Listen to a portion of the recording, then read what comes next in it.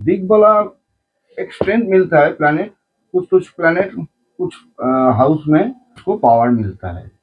दिग देखा संस्कृत में दिग पराशर के हिसाब से दिग्बला मतलब स्ट्रेंथ। ठीक है, 7 प्लैनेट को आपको लेना है। राहु केतु शैडो प्लैनेट, पराशरा उसको सराबला में नहीं लेता है। तो 7 जो प्लैनेट है डायरी में आप नोट कर लो। जुपिटर और मरकरी लग्न में दिग्बला होता है, मतलब एक्स्ट्रा पावर, एक पावर होता है ना, बला मतलब स्ट्रेंथ। तो जुपिटर मरकरी लग्न में एक पावर मिलता है। और भी देखो, ये तो नेचुरल बेनिफिट है, तो लग्नों को तो पावर देगा ही। मैंने जुपिटर मरकरी लग्नों में अलग अलग लग्नों में क्या क्या रिजल्ट दे सकता है, मैंने वीडियो बनाया, मैं देख लेना एक बार। और वीनस और मून डायरी में नोट कर लेना। 4th हाउस में वीनस और मून दिग्बला होता है, स्ट्रेंथ अलग से मिलता है। 7th में सैटर्न को मिलता है। 10th में सन और मार्स। देखो दिग्बला का ना इम्पोर्टेंस है, एस्ट्रोलॉजी सचमुच जानता है ना, वो दिग्बला को देखता है। सुन के हैरान हो जाओ, लोग एक्सल्टेड प्लैनेट के लेकर इतना मतलब सोचता है कि ये बहुत पावरफुल है। पावरफुल है, एक्सल्टेड प्लैनेट पावरफुल है। देखो अगर सरबला का आप इन डिटेल्स में जाओगे ना, मैं क्लास में सिखाता हूँ, तो सरबला में भी देखो जो एक्सल्टेड प्लैनेट का ना 100% पावर मिलता है डेफिनेटली। उसको 60 पॉइंट दिया है पराशराम ने। तो 60 पॉइंट एक्चुअली वो एक एक पॉइंट विरूपा, 60 पॉइंट से एक रूपा होता है। देखो एक्सल्टेड प्लैनेट का मान लो सन जैसे एरिस में है, डिग्री देखना पड़ेगा, फुल डिग्री 10 डिग्री में उसको पावर मिलता है 60 पॉइंट, फुल पावर मिलता है सन को। रिजल्ट क्या देगा वो अलग टॉपिक है, लेकिन प्लैनेट का जो स्ट्रेंथ उसको आपको देखना पड़ेगा। ठीक है, देखो एक्सल्टेड प्लैनेट का 60 पॉइंट दिया है, अजीब सी बात है। डायरेक्शनल स्ट्रेंथ को भी पराशर ने बहुत इंपॉर्टेंस है, उसको भी फुल पॉइंट 60 पॉइंट दिया है। ठीक है, तो आप देखो मैं कुछ लॉजिक बताऊंगा, लॉजिक आपको ना याद रहेगा, क्योंकि ये याद रहेगा, वरना आप भूल जाओगे। आप हम लोग लग्न बोलते हैं, वेस्टर्न एस्ट्रोलॉजर इंग्लिश में असेंडेंट एक ही चीज है। लग्नों का और एक नाम है राइजिंग, सेम चीज, लग्नो राइजिंग असेंडेंट। ठीक है, लग्नों का मतलब देखो राइजिंग मतलब जब कोई भी टाइम में कोई बच्चा, मैं आपको एक मतलब अजीब सा टिप्स देता हूँ, कोई भी साइन में कोई भी टाइम में किसी भी बच्चा जब पैदा होता है, तब इस साइड में जो साइन, जो 12th साइन होता है ना, वो दिखाई देता है। हम लोग दिखाई नहीं, देखते नहीं है, लेकिन जो राइजिंग उठ रहा है इस साइड से, वही उसका लग्न होता है, कभी भी जन्म हो। देखो उसका भी लॉजिक है, उसका भी कैलकुलेशन है, शांत से लग्नो कैलकुलेट होता है। ठीक है, अब देखो मैं आज 15 सितंबर है। ठीक है, अभी टाइम क्या हुआ है, अभी टाइम 2 बजे के आसपास है। शाम शायद, मैंने तो देखा नहीं, शाम शायद 10 या 11 में जाने का चांसेस है, क्योंकि देखो सन अभी लियो साइन में होगा इस महीने में ना, सन सितंबर महीने में लियो साइन हुआ। तो मॉर्निंग में जब सन राइजिंग होता है, तो इस साइड में वो लियो साइन ही राइजिंग होता है। अब 2 घंटे से ना साइन चेंज होता है, अप्रोक्स कुछ थोड़ा इधर उधर होता है। तो उसी हिसाब से आप पकड़ लो, मान के चलो, मैं देखा नहीं, पंचंग देखा नहीं, मैं कैलकुलेशन कर रहा हूँ कि मान लो 6 बजे राइजिंग हुआ है, तो 2 घंटा करके ना वो एंटी क्लॉकवाइज सन देखो वही रहेगा लियो में। लग्न चेंज होके नेक्स्ट साइन में जाएगा भार्गो में, मतलब मान के चलो 8 बजे तक भार्गो में रहेगा लग्न, जो राइजिंग इस साइड में होता है। ठीक है, उसके बाद सेकंड आएगा क्या, भार्गो के बाद लियो के बाद भार्गो, 8 बजे के बाद आएगा लिब्रा, लिब्रा साइन, मान के चलो 10 बजे तक लिब्रा साइन, 8 से 10 बजे तक लिब्रा लग्न। ठीक है, मतलब इस साइड से देखो साइन उठ रहा है, उसको लग्न बोलता है। तो मान के चलो अभी लगभग मुझे लगता है लग्न अभी सजिटेरियस ही होगा। ठीक है, 11th, हम देखो 11th में चला गया, स्कॉर्पियो हो सकता है, या शायद सजिटेरियस में अभी लग्न हो गया, सजिटेरियस में 10th हाउस में। ठीक है, तो देखो 10th हाउस में ना सॉरी, सजिटेरियस से कैप्रिकॉन में भी जा सकता है, मैंने उतना कैलकुलेशन नहीं किया, अंदाजा से लगा रहा हूँ। तो देखो मैं लॉजिक क्या बता रहा हूँ, लग्नों में जुपिटर मरकरी क्यों पावर दिया है।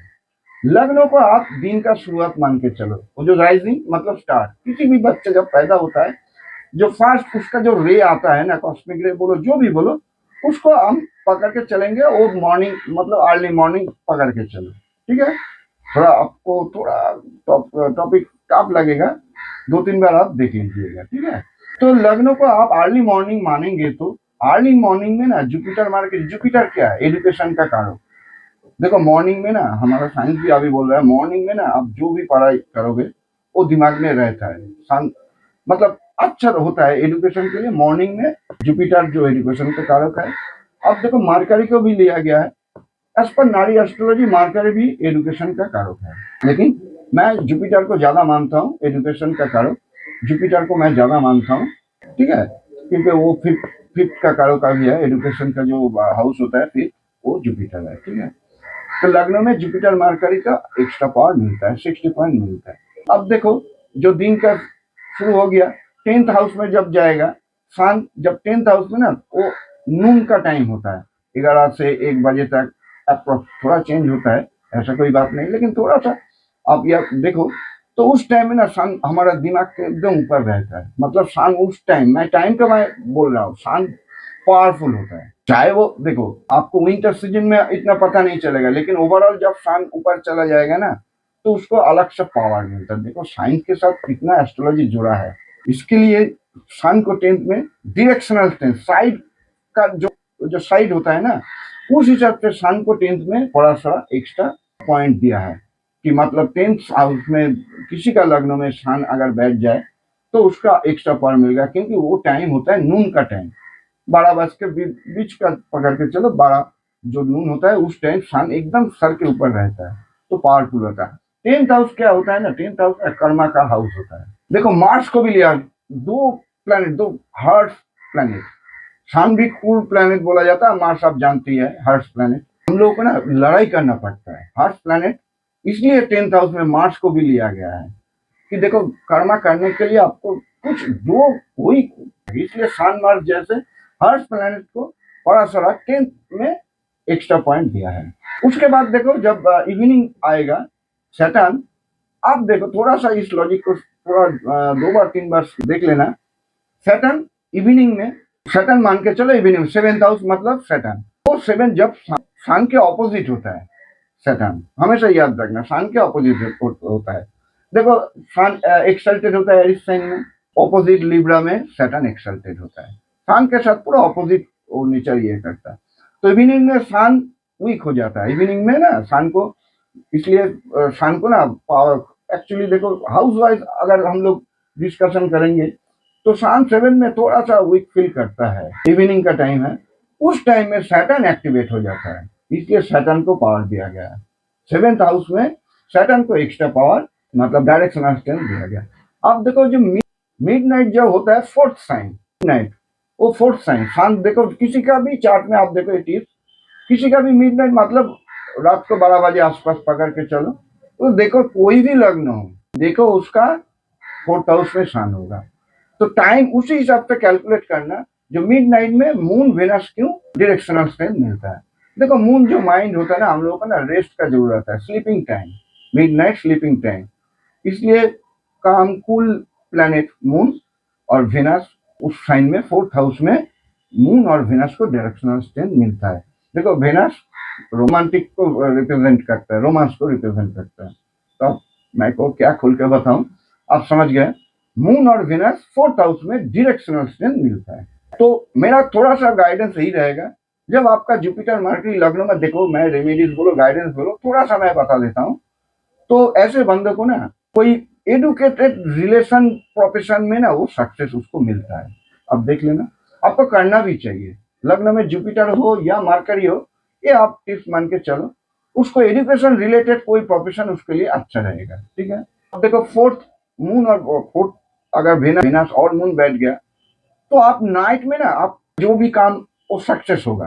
आप सोच लिया मान के चलो तो आपको सक्सेस मिलेगा। 10th हाउस में जो होता है सन और मार्स जिसका, उसको हार्ड वर्किंग, सन देखो क्या रिप्रेजेंट करता है, गवर्नमेंट को।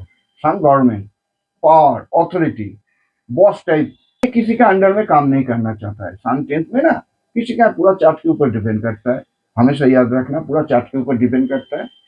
बहुत बड़ा एस्ट्रोलॉजर बहुत कुछ बोल देता है, ऐसा कोई बात नहीं, इसलिए तो बदनाम हो रहा है एस्ट्रोलॉजी।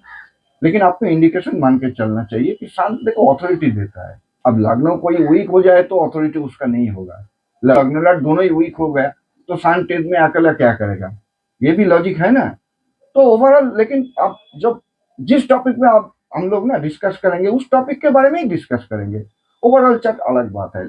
आपको याद रखना होगा कि सन मार्स अगर हो तो आपको ऑथोरिटी में आपको सक्सेस मिलने का चांसेस बहुत ज्यादा होता है। मार्स अगर अच्छा पोजीशन में हो, मान लो 10th हाउस में हो, ओन साइन में हो, तो मिलिट्री, पुलिस, ऐसा कोई हिम्मत वाला काम उसके लिए अच्छा होगा डेफिनेटली। मार्स अगर 10th में हो और साइन मान लो कोई फायर साइन एरिस हो, लियो हो, सजिटेरियस हो, तो कैप्रिकन में आप जानते हैं एक्सल्टेड होता है, तो साइन को भी देख लो। अगर मार्स होगा तो उसके लिए पुलिस, मिलिट्री पूरा चार्ट के ऊपर डिपेंड करता है। फिर भी मैं बोल रहा हूँ उसके लिए कोई हिम्मत वाला काम, पुलिस, मिलिट्री जॉब, ऐसा कुछ उसको अच्छा रहता है। और भी मैं कुछ बताऊंगा। मेरा एक नया क्लास शुरू होगा, ऑफलाइन में ही होता है, ऑनलाइन एक हुआ है, लेकिन ऑफलाइन में मैं 2019 से सिखा रहा हूँ। अभी एक करके भी आप दे सकते हैं। मेरा व्हाट्सएप नंबर दिया गया है, आप देख लेना। जो सीरियसली सीखना चाहता है एस्ट्रोलॉजी, उसके लिए काम आएगा। बहुत कुछ सीखना पड़ता है एस्ट्रोलॉजी उतना।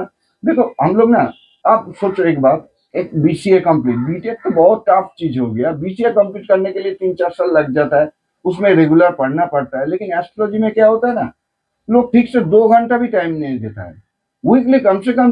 देखो सब जमाना बदल गया, सब बिजी है, मैं मानता हूँ।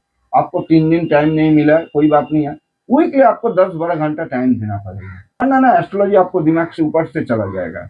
आपको आपको डेडिकेशन चाहिए एस्ट्रोलॉजी सीखने में। आपको डायरी लगेगा, नोट करना पड़ेगा। मैं जो शेयर करूंगा वो डायरी में मेन मेन पॉइंट आपको लिखना पड़ेगा। क्वेश्चन भी पूछ सकते हैं क्लास में, अगर ये समझ नहीं आ रहा मैं आंसर देता हूँ, लेकिन मेन मेन टॉपिक्स को ना आपको ना लिखना पड़ेगा, तब जाके आपको एस्ट्रोलॉजी। बाद में देखो एस्ट्रोलॉजी सीखने से ही कोई बड़ा एस्ट्रोलॉजर बन जाएगा, ऐसा कोई बात नहीं है। लेकिन जो मैं सिखाता हूँ बहुत कुछ बेसिक फाउंडेशन बहुत लोग जानते भी नहीं। उसके बाद धीरे धीरे धीरे आपको प्रैक्टिस आप करेंगे क्लास के बाद, तो आपको समझ में आएगा एस्ट्रोलॉजी क्या चीज है। ठीक है, okay, thank you for watching. अच्छा लगे तो शेयर कर देना, कोई टेंशन नहीं, शेयर कर